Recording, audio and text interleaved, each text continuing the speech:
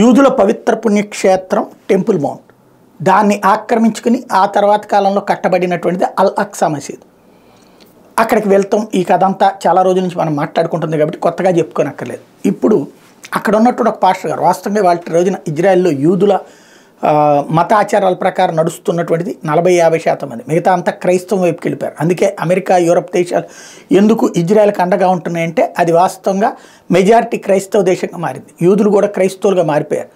ఇస్లాం వైపుకి వెళ్ళలేదు, క్రైస్తవం వైపుకి వీళ్ళు తీసుకురాగలేదు. దానికి పర్యవసానమే ఇప్పుడు వాళ్ళని కాపాడుకొస్తున్నది అమెరికా, యూరప్ దేశాలు. ఇప్పుడు వచ్చేటప్పటికి అక్కడ ఉన్నటువంటి ఒక పాస్టర్, బెత్లెహాంలో ఉన్నటువంటి పాస్టర్ అనవసరమైనటువంటి కాంట్రవర్సీ రగిలించాడు. భవిష్యత్తులో ఇది క్రైస్తవ దేశం కాబోతుంది. గాజా, ఇప్పుడు ఏదైతే గాజాలో ఒక పక్కన విశృంఖలమైనటువంటి దాడులు జరుగుతున్నాయి, హమాస్ తీవ్రవాదులు దాడులు చేస్తుంటే దాన్ని తిప్పికొడుతూ ఇజ్రాయెల్ ఆ ప్రాంతం మొత్తాన్ని స్వాధీనం చేసుకుంటుంటే అంతా అయిపోయిన తర్వాత ఇదొక